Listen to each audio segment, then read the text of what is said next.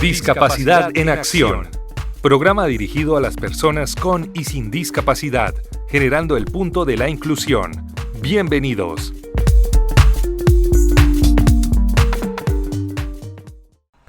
Hola, sean bienvenidos todos a un nuevo episodio de este programa Discapacidad en Acción, en concreto el episodio número 62.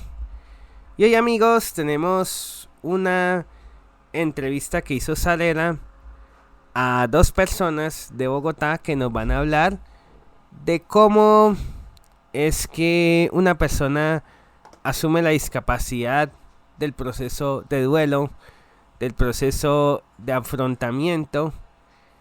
Es un proceso bastante interesante, así que si desean conocerlo les recomiendo que vean este episodio hasta el final. También los invitamos a que se suscriban a este espacio en YouTube en Discapacidad en Acción. Recuerden activar las notificaciones en la campanita para que no se pierdan de nada lo que pasa ahí. Y también los invitamos a que nos dejen sus comentarios, sus inquietudes. Recuerden que nos pueden también escribir al correo discapacidadnacionsantander@gmail.com. Ya sea que quieran compartir con ustedes su historia de vida o tengan algo interesante que contar dentro del mundo de la discapacidad, y lo van a poder hacer. Y bueno, antes de comenzar esta sesión que se llama Aprendamos de Discapacidad, quiero pues comentarle que bueno, estas personas, uno es psicólogo, ambos tienen conocimiento en el proceso de duelo. Entonces los dejamos con ellos en los siguientes 40 minutos. Aprendamos de la discapacidad. Bueno, vamos a realizar la grabación del audio para que nos queden las respuestas relacionadas con la forma de tomar un diagnóstico de discapacidad. El programa se va a llamar Asumiendo un diagnóstico con naturalidad y con amor. ¿Por qué? Porque necesitamos ver las noticias negativas desde otra perspectiva, sobre todo lo relacionado con la salud. Muchas veces las personas caen en negación y caen en otros procesos que hacen más daño y que demoran las terapias, los resultados, sobre todo en los niños. Y por eso la invitación hoy, doctor, es para que usted nos dé la sugerencia, las alternativas para hacer procesos más coherentes, más llevaderos y mirar los diagnósticos con más objetividad. Bienvenido a Discapacidad en Acción, tanto el doctor Salazar como Diego, quienes nos acompañan desde Bogotá, desde la Fundación Arcángeles, para hacer esta charla que nos complementa las vivencias que hoy estamos asumiendo como personas con discapacidad y las personas que nos acompañan, los familiares, amigos, y hacen parte del entorno de todos nosotros. Muchas gracias, Arella. Bueno, antes de que empieces a hacer las preguntas de lo que tienes ahí grabado, hay algo importante, y es que, digamos que yo no soy doctor. Doctor es que cuando una persona estudió medicina o cuando ha hecho un doctorado, un PhD. Digamos que yo sé que hay algo cultural en Colombia que se llama doctores a las personas de pronto que están en la salud, o de pronto se le llaman doctores a personas inclusive que están en la política y que no tienen nada que ver con la salud, pero bueno, hay algo, pues digamos que esto es clave en el tema de la comunicación, sobre todo si el tema principal es sobre la descripción, si queremos entender algo que es una categoría, porque un diagnóstico como tal es una categoría, y digamos que si nos estamos describiendo a nosotros mismos, inevitablemente vamos a usar categorías en esa descripción. Entonces yo puedo decir que mi nombre es Santiago Salazar Escayón, o que mi profesión es psicólogo, psicoterapeuta, y que en este momento estoy enfocado en el grupo de apoyo, estoy conectado con toda la fundación digamos, en los procesos de poder acompañar a las personas en sus diferentes procesos, tanto acompañantes de pacientes como pacientes. Y esas son más mis actividades. Digamos, el otro es mi nombre, o que también que puedo decir que soy. Hoy en día se hablan un montón de géneros también, hay como 100 géneros. Hace poquito veíamos como con personas que estaban trabajando en el Reino Unido, que ha generado, digamos, que toda una controversia, porque ya hace parte de los colegios, y hay un montón de géneros y yo soy muy ignorante todavía al respecto. Entonces, que yo puedo decir que que nací con un cuerpo de hombre, y que soy hombre, que me gustan las mujeres. Yo no, digamos que todavía no conozco muy bien ese lenguaje, e ignoro muchas cosas, y la idea es que podamos conocerlos y poder entre todos construir, y que podamos construir todas las respuestas que las personas nos vayan a oír después de la grabación. Entonces, yo no sé en qué momento empiezas tú a grabar, cuando empiezas a hacer las preguntas. El público de las personas son personas que tienen algún discapacidad visual, o qué tipo de personas son las que van a oír esta grabación.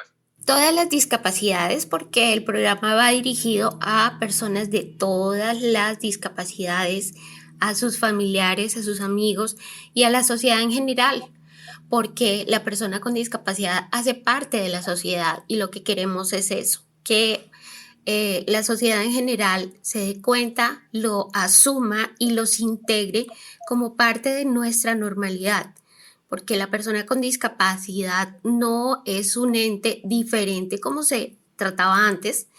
Antiguamente los encerraban, los ocultaban, era la vergüenza de la familia, y hoy, afortunadamente, gracias a la inclusión que se está manejando a nivel mundial, se ha tratado a este ser humano como una persona, como una parte de la familia, parte de la sociedad, que es capaz, que puede hacer muchas cosas desde otras habilidades y haciendo las cosas de una forma diferente, pero que las puede desarrollar. Entonces, el programa Discapacidad en Acción va dirigido a ese público, a toda la sociedad. Quien lo quiera escuchar, quien quiera aprender sobre procesos de discapacidad, está invitado a ingresar a la página de Discapacidad en Acción en YouTube y puede asumir todos los argumentos que se han desarrollado en este año y alguito, tratando las diferentes discapacidades, sus historias, sus soluciones, sus problemáticas, y buscando otras soluciones que lleven a un mejor vivir. Muchas gracias. Bueno, entonces, listo, empecemos cuando quieras con las preguntas que tienes ahí. Y la idea, como siempre, como yo lo recalco cada vez que nos conectamos aquí en la Fundación Arcángeles, es que le pasemos rico y que estemos tranquilos, que acá hay una respuesta válida, que no vamos a escribir un libro, un tratado de publicación académica, sino que estamos simplemente como en una charla, como seres humanos, tratando de conectarnos en un sentir y en una comunidad. Entonces, adelante, Sarella, gracias. Bueno, doctor, muchas gracias. En este momento nos gustaría saber, Santiago Salazar, la experiencia que ha tenido trabajando con personas con discapacidad y sus familias, ¿hace cuánto lo está haciendo? Bueno, Sarella, bienvenidos las personas que nos están oyendo en el programa radial de Discapacidad en Acción. Nosotros con Diego Iván Moncada estamos acompañando el grupo de apoyo de la Fundación Arcángeles. Esto empezamos, va a ser este mes cumplimos 50 meses. 50 meses, digamos, son ya casi 4 años. 4 años en esta actividad que se llama el grupo de apoyo de la Fundación Arcángeles. Inicialmente, digamos, hace 4 años empezamos trabajando en el consultorio de fisiatría de la Fundación. Era un momento muy agradable porque después de estar en la seriedad de una consulta, de algo muy duro, de personas que llegan con accidentes cerebrovasculares, traumas craneoencefálicos, enfermedades autoinmunes, entre otros, y salir de esta oficina del fisiatra con un programa de rehabilitación integral en IPS, porque digamos que la Fundación Arcángel está funcionando hoy como IPS, pues es una consulta muy seria y entonces nosotros como que rompíamos esta seriedad, nos sentábamos en la camilla, invitaba a alguna de las personas que se sentara en la silla del doctor y nos sentábamos a conversar, a conectarnos desde el humanismo y a disfrutar de poder compartir un tiempo en que cada cual se podía expresar y conectarnos en esto que denominamos el grupo de apoyo, cuyo eje común, digamos como eje central es la conciencia. Esto empieza hace 4 años, pero digamos que todo el movimiento con la digamos como la comunidad o con el mundo de la discapacidad, digamos que empieza lo que tiene la fundación hace 14 años, el fundador de este lugar, digamos que es una persona que sufrió un accidente y desde ahí empezó toda digamos, la historia de la Fundación Arcángeles. Y a partir de ahí empezó a crecer poco a poco. Hemos hecho varios programas, hemos estado con programas, por ejemplo, de la presidencia de la República, haciendo buceos con personas, con soldados que han perdido miembros, piernas, brazos en minas antipersonales. Hemos podido estar apoyando diferentes procesos de deporte, porque es que la Fundación Arcángeles también mueve programas de deporte que han movido equipos a diferentes lugares. Se han podido, digamos que, hacer muchas obras y esto lleva, sí, aproximadamente lo que tiene la fundación, que es, este año son ya 14 años. Sin embargo, vamos a partir de una premisa y es que todos los seres humanos tenemos algún tipo de discapacidad. Entonces, si realmente lo miramos desde un punto de vista del ser y de la conciencia, esto viene desde los tiempos sin principios o desde los tiempos que tenemos memoria de nuestra propia conciencia, y es, siempre tenemos algún tipo de discapacidad, discapacidad visual, discapacidad física, algún tipo de algún movimiento, pero también tenemos algún tipo de discapacidad de pronto artística, algún tipo de discapacidad de pronto de conectarnos con algo social.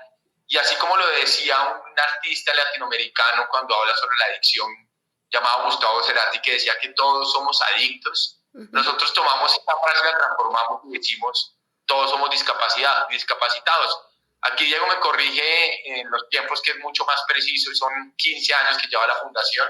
Entonces imagínense las fiestas de 15, ¿no?, que se celebran hoy en día en la sociedad, ya es como un gran evento, ¿no? Como que ya la niña pasa, es un rito de paso, la niña pasó a ser mujer. Entonces ya ese niño que fue la fundación, esa niña chiquita o este niño ya a 15 años es como un adolescente con toda, que está creciendo y que la idea es que siga creciendo. Entonces, este es un poco como la visión con los procesos de discapacidad. Hemos podido, digamos que, mirar un montón de casos de diferentes edades, de personas de diferentes estratos sociales, de gente que viene del campo, de gente que viene de otras ciudades de Colombia, de diferentes géneros, y aquí no hay discriminación y aquí nos encontramos todos. Entonces, por eso hemos tomado como es entrar a la conciencia, para no generar discriminación.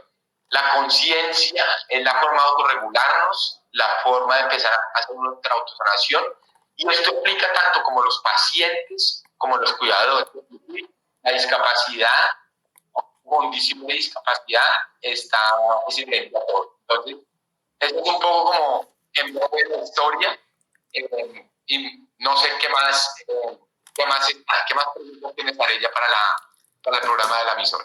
¿Cuál es la forma adecuada de decirle a una persona, ya no puedes hacer esto, ya entras en un proceso de discapacidad, entras en una enfermedad como terminal o autoinmune, para que la persona no entre en depresión, sino que lo asuma de una forma coherente?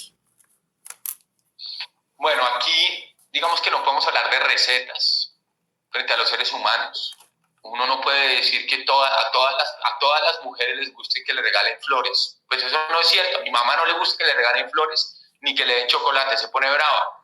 Entonces pueden decir que todas las personas con discapacidad, con una condición de discapacidad, se podría decir una receta para que cuando les den su diagnóstico entren o no en un diagnóstico. Entonces aquí estamos viendo digamos que tres categorías muy claras, y es, primero, las mal llamadas enfermedades terminales. Entonces nosotros no, digamos que nos metemos en esa sentencia.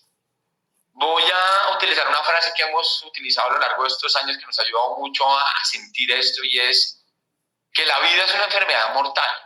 Es decir, desde el momento que nacemos ya estamos condenados a muerte. El hecho de que tengamos o no un diagnóstico oncológico, un diagnóstico de una enfermedad autoinmune como una esclerosis múltiple o una esclerosis lateral amiotrófica, o que tengamos un diagnóstico de VIH, esto no quiere decir necesariamente que nos vamos a morir antes que otra persona. Digamos que a lo largo de todos estos años yo he tenido también digamos, aparte de estar trabajando con la fundación, de trabajar en este tipo de ambientes en donde yo vi diagnósticos de médicos que decían que una persona tiene, no sé, 6 meses de vida, y eso pasó hace 20 años. Y se han ido muchas más personas antes de que pase esto. Ahora, la depresión, lo que puede pasar frente a la depresión. La depresión también es una categoría que viene por el DSM-5, el Manual de Diagnóstico Psiquiátrico. Ya estamos en el volumen 5. Y la palabra depresión hoy en día, los niños, viene de nuestro vocabulario. Digamos, como nuestro vocabulario cotidiano se habla de depresión. Inclusive yo he oído niños hablando de bipolaridad, de depresión, de una persona maníaca, de una persona que tiene trastorno de personalidad.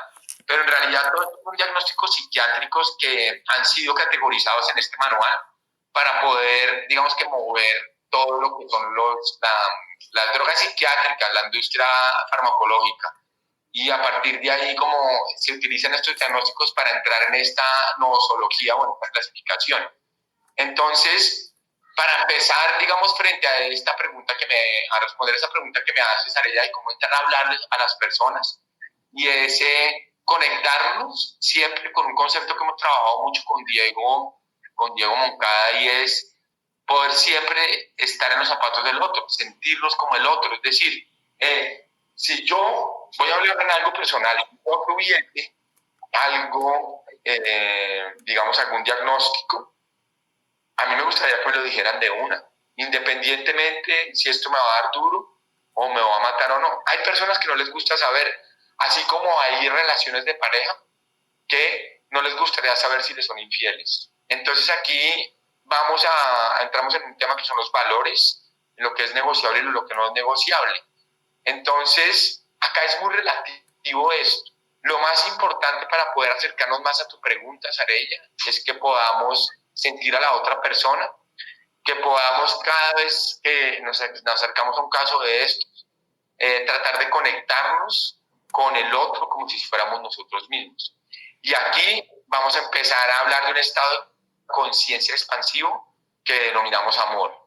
¿Y qué es el amor? No tanto el enamoramiento como el romanticismo y las poesías y las canciones de amor, sino el amor como un estado de conciencia en donde somos completamente incluyentes, donde estamos siendo una comunidad. Y esto se habla también en todo el lenguaje de la discapacidad.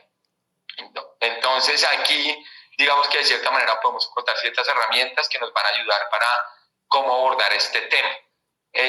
Obviamente podríamos estudiar un caso real de alguna persona y desde ahí podríamos mirar según la personalidad cómo entrar a dar este tipo de noticia. Entonces, esa sería, digamos, que la forma, digamos, más cercana de poder responder esa pregunta. Cuando hablamos de un diagnóstico errado, cuando a una persona, sobre todo los niños, les dicen, llamemos un caso hipotético, tú tienes hiperactividad, pero resulta que no se han hecho las pruebas concernientes para determinar exactamente qué es una hiperactividad, y resulta que se trataba de un autismo o por el contrario se trataba de una persona con un índice de inteligencia bastante alto y no tiene adaptabilidad. Bueno, eso, ¿cómo se debe manejar? ¿Cómo lo debe asumir la familia? ¿La familia debe atenerse al primer dictamen o qué es lo recomendable? Listo, perfecto. Entonces voy a hacer una analogía con algo diferente y es como si ustedes digamos que tuviesen una bicicleta o un carro o una moto y algo le falla a la moto, digamos que le falló y de pronto llegan y entran rápidamente en un mecánico que ahí cerca el mecánico les dice, uy, aquí hay que cambiarle, yo no tengo ni idea del aparato, ¿no? Como hay que cambiarle ciertos cables y hay que cambiarle esto otro y esto otro y esto otro. Y entonces uno le pregunta ahí, bueno, ya cambié una cotización y eso, todo eso que hay que arreglar, ¿cuánto se demora y cuánto me va a costar? Te le dicen, no, eso se puede demorar, tiene que dejar la máquina, aquí la tiene que dejar como un mes y resulta que el valor que le ponen acá termina costando la mitad de lo que vale la misma máquina. Entonces, yo creo que a todos nos ha pasado algo así en algún momento en la vida cuando queremos arreglar un aparato de la casa o un vehículo o algo. Entonces, ¿qué hacemos nosotros si nos dicen algo así? Y entonces dicen, no, pues déjeme, yo lo pienso. Y al mismo vamos y buscamos otro lugar y de pronto en otro lugar simplemente era apretar una tuerca y ya, y se mejoró el aparato. Entonces, acá obviamente, digamos que hay dos opciones que debemos aplicar y que no son excluyentes, no son mutuamente excluyentes, es decir, que si hacemos esto, no debemos hacer los otros, no, en realidad lo mejor que podemos hacer acá es profundizar, y sería profundizar en que las dos opciones, en la conexión que nosotros podemos lograr cuando nosotros podemos decir, por ejemplo, a una persona, vaya y tómese toda esta medicina, digamos, en este diagnóstico que me estás diciendo de hiperactividad, de los niños necios, porque es que antiguamente ni siquiera se ponía el TDAH, trastorno de atención, con y sin hiperactividad, porque es que ya lo tenemos muy clasificado. Antiguamente era un niño necio, era un niño con mucha energía, un niño necio, ahora tenemos este diagnóstico. Entonces, nos dejamos guiar por esto. Obviamente, sentido común es la primera. ¿Y sentido común qué es? Pues no nos quedemos solo con el primer diagnóstico, sino vamos sintiendo. Y aquí nos conectamos con la primera pregunta, porque la primera pregunta es conectarnos con la humanidad de la persona con la que estamos trabajando. Es muy importante hoy en día en las EPS, en las prepagadas, en las IPS, en los sistemas de salud que están siendo gobernados, digamos, por la parte administrativa, está pasando un fenómeno, y es que el doctor que está atendiendo a la persona dura más tiempo llenando un formato en un computador que mirando a la misma persona, que sintiéndola, que mirándola a los ojos y como realmente con quién estoy enfrente. ¿Por qué? Porque es más importante el formato del computador, porque es lo que factura, es lo que está en el sistema. Tiene que llenar un montón de requisitos y es realmente lo que les está ayudando a las aseguradoras a que esto se pueda justificar y se está perdiendo la condición humana. Entonces, desde ahí, obviamente, mirar diferentes diagnósticos si sentimos que si vamos a tomar una decisión que puede tener, digamos que consecuencias muy fuertes. En los años 80 hubo muchos casos de trabajar, digamos, este diagnóstico con metanfetaminas, que es la llamada Ritalina. O y la Ritalina, ¿cómo dices? Tegretol también lo formularon. Tegretol o la Ritalina, y esto es la misma base de las metanfetaminas y es lo que se utiliza muchísimo hoy en día en el mundo de las drogas y de la fiesta, digamos, de música electrónica. Parte del llamado MDMA o el éxtasis o el X, tiene muchos nombres, que es una droga en principio psiquiátrica, también está mezclada con este tipo de sustancias. Entonces, las personas que han utilizado, que fueron diagnosticadas con esto en su infancia, tienen una propensión a estar, digamos, más dependientes si llegaran a la exposición a estas sustancias en la adolescencia. Entonces, o en la adultez, o en cualquier etapa de la vida. Entonces, obviamente hay un riesgo en todo esto. ¿Por qué se utiliza un acelerador para un niño acelerado? Y ahí es donde viene la contradicción. Es decir, las personas que no conozcan la metanfetamina es como algo, hagan de cuenta, como tomarse, no sé, 30 tintos en una pastilla. Entonces, como estar súper acelerado, pero ¿yo por qué le voy a dar eso a un niño necio? Sí. ¿Por qué le voy a dar una metanfetamina a un niño necio? Y resulta que acá se llama el efecto de la U invertida, y hay un punto de tolerancia donde la persona que está muy acelerada se le deja más acelere y lo que hace es empezar a relajar. Entonces, aquí trabajamos un principio homeopático.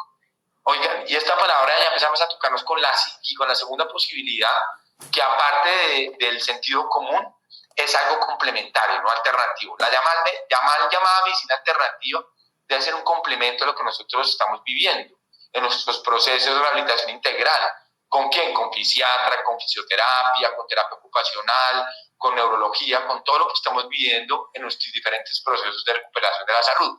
Entonces, obviamente podemos tener resultados devastadores si estamos en un mal diagnóstico, pero también es muy importante que complementemos aquello que estemos viviendo, aquellos diagnósticos o aquellos tratamientos que estamos haciendo. Entonces, ahí empezamos también a romper con los diagnósticos y el riesgo que puede traer un diagnóstico mal hecho. Yo no sé si ustedes han oído las historias de personas que son operadas de la rodilla que no eran. Sí. No sé si ustedes... Sí, es decir, y lo mismo, una persona que personalmente, digamos, en el ejercicio profesional, que yo, digamos, a lo que me dedico todos los días, yo no trabajo con diagnósticos, yo trabajo con personas. Es decir, aquí yo no estoy trabajando con un depresivo. No, yo estoy de pronto trabajando con una persona que está muy sensible, miro los síntomas, que está llorando mucho, que de pronto no se quiere levantar de la cama, o que nada lo motiva, y desde ahí empiezo a mirar los síntomas, no con un diagnóstico. Entonces, estas son las perspectivas de las terapias humanistas, y son las perspectivas en donde, digamos, que se puede abrir enfoques. ¿Qué tipo de enfoques para las personas que no conocen? Digamos que para que ustedes se conecten con esto, y es la terapia estratégica, la terapia que está conectada también con todo el humanismo, está conectado también con todo lo que es la Gestalt. Hay diferentes perspectivas que entran en esta categoría de romper con diagnósticos. Pero igual, no se cierren en uno, empiecen a tener diferentes perspectivas de todo lo que están viviendo. Cuando la familia recibe ese dictamen X, además de hacer las pruebas o buscar otros diagnósticos complementarios o que comprueben realmente lo que se ha dicho, ¿qué otras estrategias debe asumir ese entorno familiar para que ese paciente se sienta acompañado y no se sienta víctima, no se sienta pobrecito, y ese paciente se motive a seguir terapias, a seguir tratamientos y no se sienta mal, sino por el contrario? Hay aquí me gustaría mucho conectar digamos, con la habilidad que tiene Diego Moncada con el arte, porque es que esto lo podemos encontrar en algo que es posible cuando el mundo nos dice imposible. Es abrir siempre el mundo de la posibilidad en donde nos dicen que no hay posibilidad. Inclusive si miramos la etimología de la palabra discapacidad, es como, si lo descomponemos, es como si no tuviera alguna capacidad. Y de acuerdo, yo no tengo la capacidad, por ejemplo, de poder tocar una guitarra si llevo más de 10 años y me reúno con mis amigos músicos y me enseñan y mi esposa se ríe, o mi hermano me dice que tiene más ritmo un aguacero y me hace chistes. Pues yo no me creo el cuento y sigo intentando, porque me gusta la música y sigo intentando. No es mi mayor capacidad, no es mi mayor habilidad. Es como cuando un amigo me preguntaba cómo son los procesos de rehabilitación. Entonces ¿en qué momento la persona pierde la habilidad? ¿Y cuándo perdemos una habilidad? ¿Será que sí perdemos nuestras habilidades o no las perdemos? Entonces, como nos lo ha dicho Diego, como nos lo pone ahorita, es perseverar, es estar ahí constante, así como la gota de agua que cae sobre la roca. Y no sé si, Diego, nos puedes hablar sobre esta obra de arte maestra, que la pueden encontrar gratis todos los oyentes, que la encuentran en YouTube, que es mi película favorita. Me gusta mucho el arte. Mi película favorita es una película de la India. Su título original es en inglés, se llama Black. Black traduce negro, pero lo han traducido al español como la película Oscuridad. Entonces, no sé si, Diego, nos puedes hablar sobre el mago de la película y sobre la magia digamos, del aprendiz del mago que supera al maestro. Bueno, digamos que esta película en un principio también tiene que ver con el tema que estamos tratando hoy, que es un mal diagnóstico, precisamente porque la protagonista de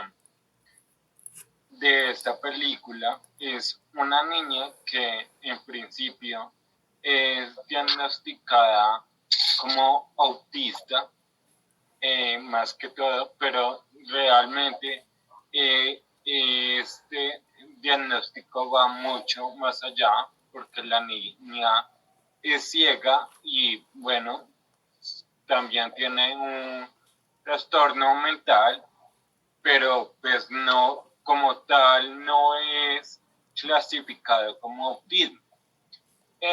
Y asimismo tiene esta mirada precisamente de ver las posibilidades o las múltiples posibilidades que hay en la vida detrás de una oscuridad, donde metafóricamente nosotros dentro del grupo de apoyo de la Fundación Arcángel decimos que precisamente muchas veces esa oscuridad o esa sombra se combate con más oscuridad.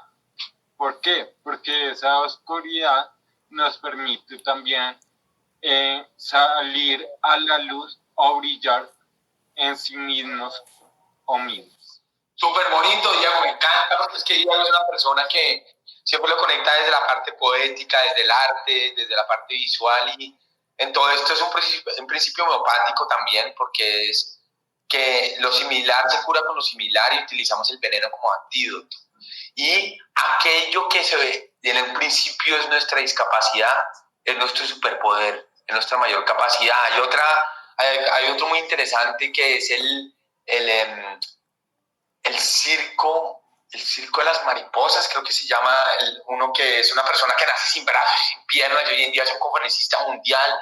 Es decir, hay muchos casos en el mundo de aquellas personas que entran en un proceso muy duro de transformación en su parte física, y eso después se convierte en su mayor habilidad, en su mayor capacidad. Entonces, esa esperanza, como lo dicen en las famosas películas de la Guerra de las Galaxias, que la esperanza, siempre la esperanza es lo que mantiene a la fuerza, y la fuerza es lo que, digamos, que mantiene esa resistencia y esa vida de ese principio antagónico que quiere, digamos, que apagar, que quiere destruir.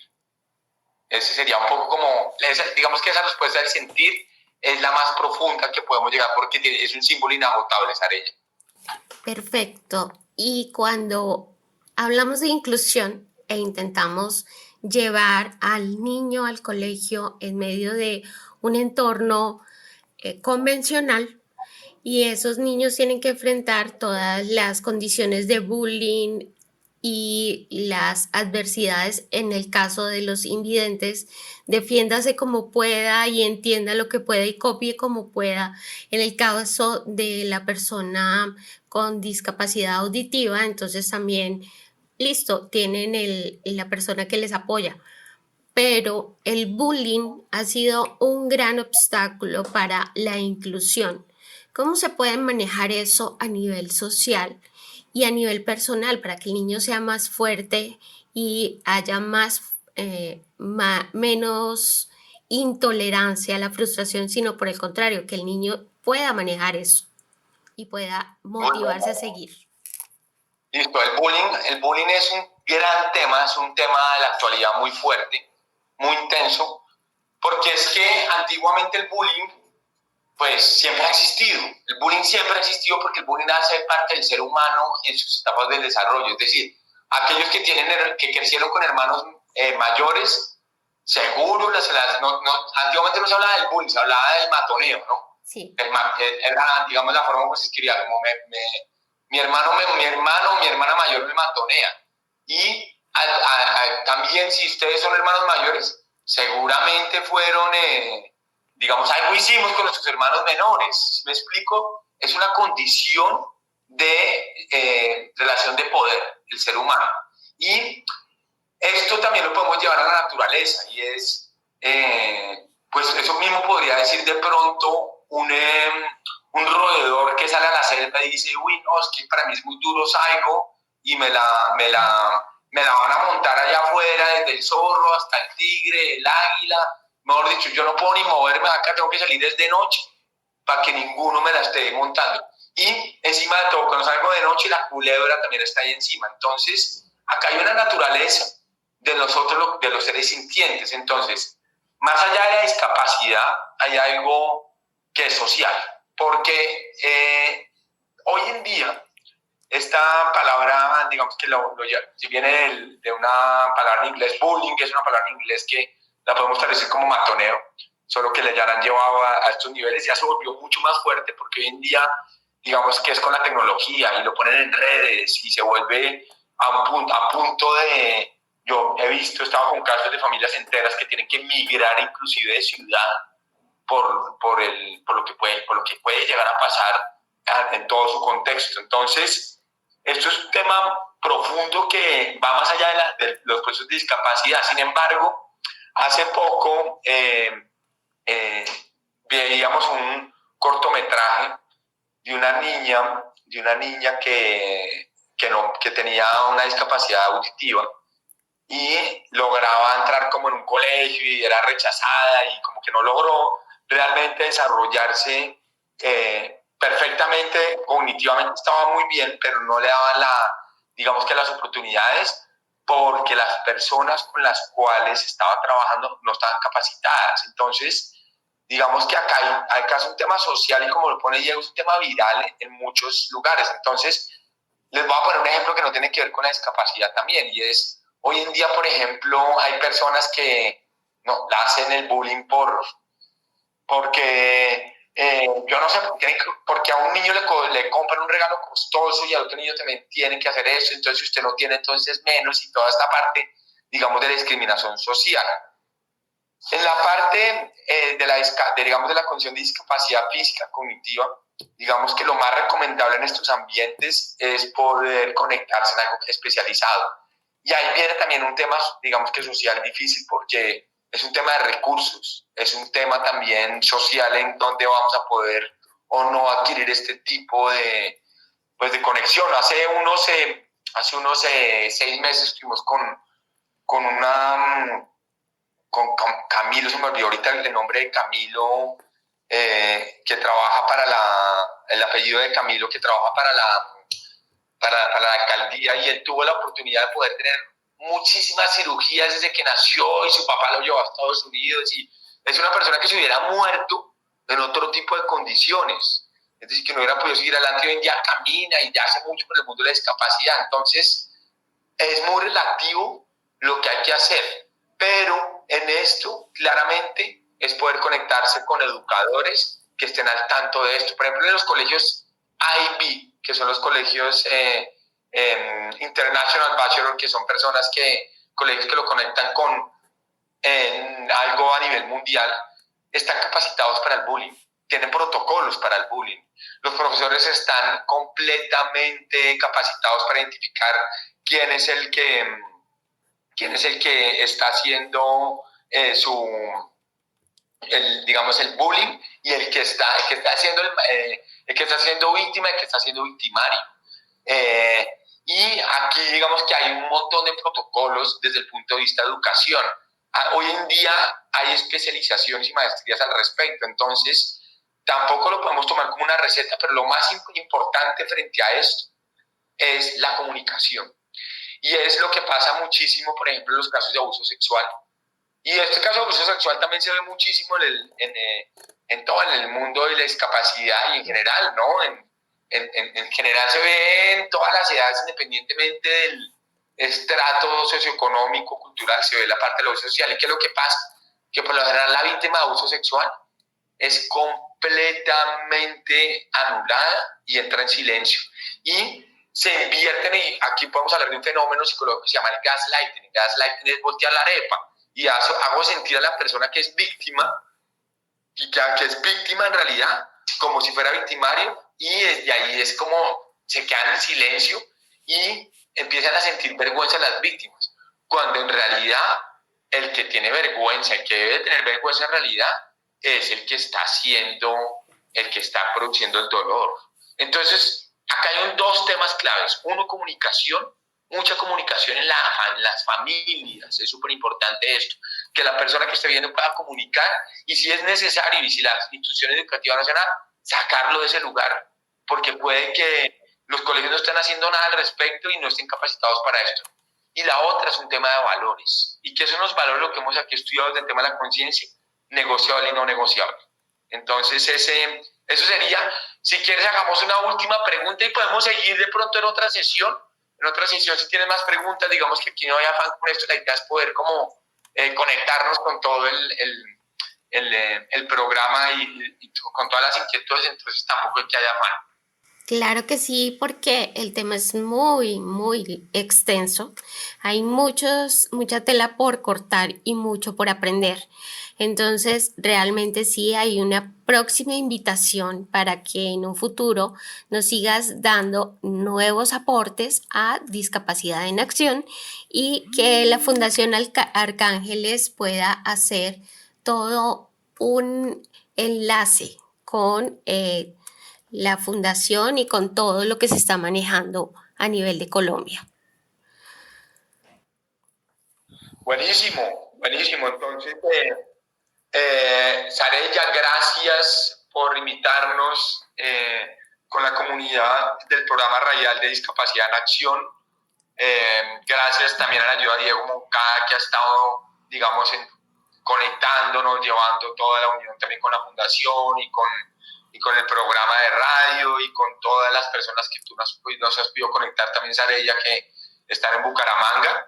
Y aquí lo más importante con algo que nos está, digamos, conectando Diego es declarar el secreto perturbador y saber que la mayor capacidad que nosotros podemos generar en nuestra vida es encontrar y sacar a flote nuestra fragilidad.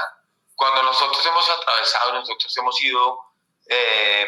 hemos pasado por ahí, es mucho más fácil poder conectar y ayudar a las personas que inicialmente están pasando en estas situaciones. Puede ayudar más una mamá a su hija que recién tiene un hijo, a una mujer que no cuenta con otra mujer que la acompañe, que haya pasado por esa experiencia. Y es en la experiencia donde podemos adquirir la sabiduría para poder saber manejar ciertos momentos de la vida, que por más contenido e información tengamos, la experiencia en realidad es lo que nos puede generar la habilidad para poder salir adelante en lo que sea que estemos viviendo. Entonces, muchas gracias por todo lo que aquí nos traes y nada, la podemos seguir en 2 semanas. Yo en una semana yo no sé si me voy a poder conectar porque voy a estar en un lugar de Colombia que la señal a veces es muy difícil. Si la logro me conecto, pero si no, acá va a estar Diego compartiendo imágenes, cortometrajes. Es decir, esto es como a las personas que nos oyen y que están ahí presentes. Eso es un deleite, es como ir a un cineforo donde Diego nos conecta con imágenes chéveres, cortometrajes, videos, reflexiones, y es todo ese mundo audiovisual que Diego tanto disfruta y que lo llevamos, digamos que gozando mucho en estos años aquí en Arcángeles. Entonces, nos vemos fijo en 2 semanas y de pronto en una semana, y aquí igual vamos a estar conectados con Diego y con la Fundación en una semana. Gracias por tu presencia, Sarella, y con la conexión del programa de radio de Discapacidad en Acción. Diego y doctor Santiago, muchísimas gracias por ser parte de nuestro programa. Los esperamos en una próxima oportunidad. Les deseamos una linda semana y que sigamos en Discapacidad en Acción. Muchas gracias, Sarella. Una buena semana. Gracias, Diego. Chao. Vale, chao. La frase de la semana. Bueno amigos, y como vieron, hemos llegado al final del programa. En esta sesión, que es la frase de la semana, como siempre, vamos a analizar una frase interesante desde el punto de vista de las personas con discapacidad. Esta frase es de Walt Disney. La frase dice así: No son los días lo que recordamos, sino los momentos. ¿Qué pasa? Bueno, y ustedes se preguntarán, bueno, ¿y eso qué tiene que ver con la discapacidad? Bueno, tiene que ver mucho. Porque si bien esta frase se ha dicho principalmente aplicándose al duelo que pasan algunas personas porque perdieron a un ser querido, porque el tío, el primo, la abuela, la mamá se les murió o la pareja, también existe un proceso de duelo cuando una persona es diagnosticada con una discapacidad. Sé que esto, bueno, va a sonar un poco extraño. Algunos dirán, Diego, pero ¿cómo así un proceso de duelo? Sí. Pasa que cuando tú eres diagnosticado con una discapacidad, tu vida va a cambiar. O sea, va a haber un antes y un después en tu vida. Bueno, esto dependiendo de la discapacidad que tengas. Va a haber un cambio primeramente en que tú vas a tener que aprender a vivir con eso. Digamos, si una persona veía y de repente la persona quedó ciega, pues tiene que aprender a usar el braille, aprender a usar el bastón, aprender a leer de otra forma, a usar la tecnología de otra forma. Esto va a significar un antes y un después. Cuando en una familia, por ejemplo, llega una persona con autismo, pasa algo similar. De repente habían las expectativas normales de tener un chico neurotípico, un chico normal, y cuando llega una persona con autismo, pues todo esto cambia. Digamos, la familia tiene que hacer adaptaciones a este chico, la escuela. Bueno, puede ser autismo como puede ser cualquier discapacidad cognitiva. Entonces, en este sentido, hay un antes y un después. Pasa que el proceso de duelo aquí sea principalmente porque, digamos, esa vida anterior muere. Es como si extrañáramos esa vida anterior. Digamos, el proceso de duelo es una etapa de transición. Una primera etapa, la negación. Luego después viene así como una etapa de aceptación también. Una etapa donde nos preguntamos por qué eso nos pasó a nosotros, qué hicimos, pero luego viene otra etapa más adelante donde acabamos aceptando, bueno, lo que nos pasó y aprendemos a vivir con eso. Entonces, lo que aquí nos dice Walt Disney es que lo que recordamos son los momentos. ¿Y por qué es importante los momentos, amigos? Porque de eso está hecho la vida. Cualquiera de nosotros que recuerde su pasado no va a recordar toda su vida en orden cronológico, sino va a recordar momentos que pudieron causar emociones intensas, momentos que le hicieron triste, feliz, momentos que, bueno, la marcaron de alguna manera a nivel emocional,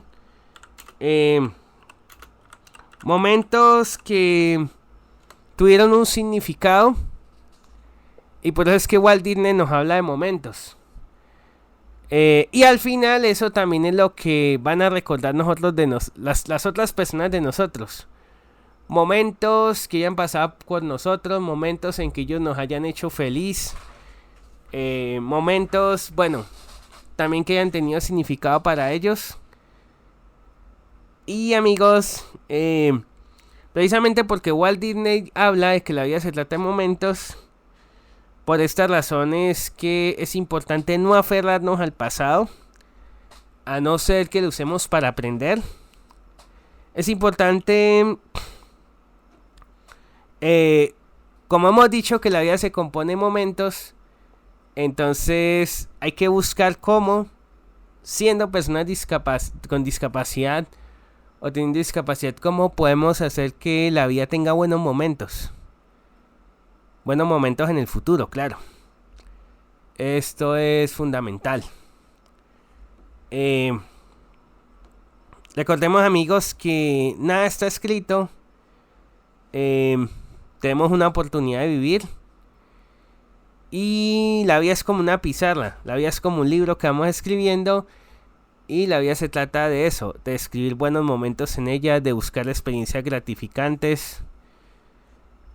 Y a veces eso nos toca hacerlo, bueno, entre condiciones que no son las típicas, condiciones de pronto en las que otros nos van a juzgar, otros no nos van a hacer casos, Pero entonces, amigos, es importante recordar que el solo hecho pues, de estar vivo es un milagro en sí. Entonces, amigos, es muy importante eso. Al menos esta es la lección que nos deja esta frase. Como les digo, o sea, el pasado ya pasó. Pero así como, amigos, la vida está llena de momentos, tampoco hay que matarse pensando en un futuro que no ha llegado. Porque también ese es otro error que cometemos. Cuando recibimos el diagnóstico de una condición de discapacidad, otra cosa que nos lleva al proceso de duelo es el estar pensando en qué será el futuro, qué nos deparará el futuro a nosotros, cómo lo podremos vivir, qué pensará nuestra familia de nosotros, qué expectativas tienen de nosotros. Aquí, amigos, pues lo que se puede hacer es vivir un presente de la mejor manera posible, porque el futuro no ha llegado, amigos. Esto es importante tenerlo en cuenta.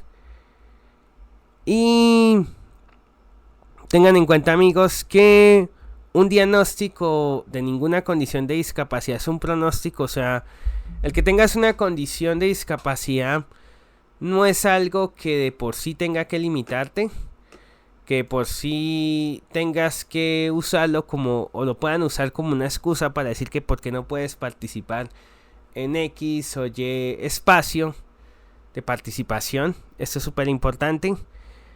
Digo esto, amigos, porque hay personas que el diagnóstico se les ha convertido en una especie limitante. O sea, existen casos de personas con autismo que, por decir, en el colegio que son autistas, les han cerrado las puertas. Pero también hay personas que se han limitado a la hora de tomar ciertas decisiones por el diagnóstico que tienen. Esto no debería ser un impedimento, amigos. Lo importante es que mientras no molestemos a otras personas, mientras no les hagamos daño, pues esto no tiene por qué ser un problema. Pues hacer las cosas que nos produzcan buenos momentos, que nos hagan felices. Esto es lo importante, amigos. ¿Qué más? Bueno, amigos, ya para terminar, pues nuevamente les digo que esperamos sus comentarios acá abajo. Recuerden que pueden enviarnos sus experiencias, todo esto. Por cierto, hablando de experiencias, amigos, algo que los quiero invitar a ustedes es a que participen en este programa. Si bien, como nos dice Walt Disney, la vida son momentos, esos momentos pueden ayudar, inspirar a otras personas. No se lo guarden solo para ustedes. Algo que ustedes hayan logrado, una experiencia que para ustedes haya sido gratificante, es algo que puede inspirar a otra persona con discapacidad. Eso ténganlo siempre en cuenta. La vida que ustedes han llevado, lo que han aprendido durante su vida, las estrategias que han desarrollado, les pueden permitir inspirar a otras personas, ayudarlas. A mí una de las cosas que más me ha ayudado es compartir en un canal de YouTube llamado Alaspergiano, bueno, mis experiencias como persona con autismo, y desde ahí, digamos, aportar. Además, amigos, que cada uno de sus experiencias va a ser única. Entonces, tengan en cuenta eso también. Cada uno de ustedes es único, irrepetible. Esto es algo en lo que deben pensar cuando estén deprimidos por el duelo. Cuando tengan ganas de pensar que su vida no vale nada. Es importante que piensen en esto, amigos. Cuando estén muy bajoneados, es el momento de recordar esto. Que la vida son momentos, amigos.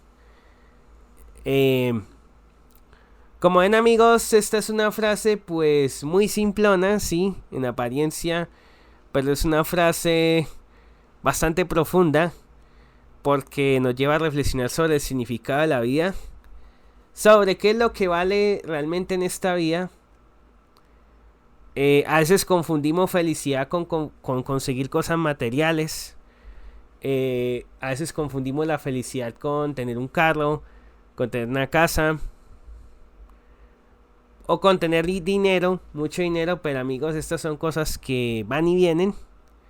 En cambio, los momentos, esas experiencias agradables, van a ser cosas que nadie nos va a poder robar, que van a estar en nuestras mentes mientras estemos vivos, amigos. Eso para que lo tengan en cuenta. Y bueno, amigos, ahora sí ya hemos llegado al final de este programa. Recuerden escribirnos al correo discapacidadnacionsantander@gmail.com. Recuerden también suscribirse a este canal para que así YouTube les avise de todo.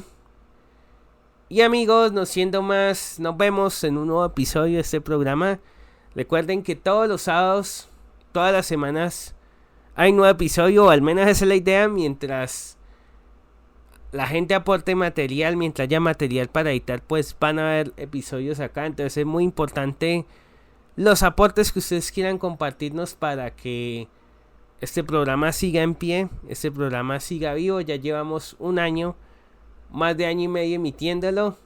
Así que amigos, de ustedes, del colectivo de personas con discapacidad, depende el que este programa pueda seguir adelante y el que se pueda seguir ilustrándolos en este tema de discapacidad. Yo me despido, mi nombre es Diego Nathan Moreno y nos vemos en el próximo episodio. Chao.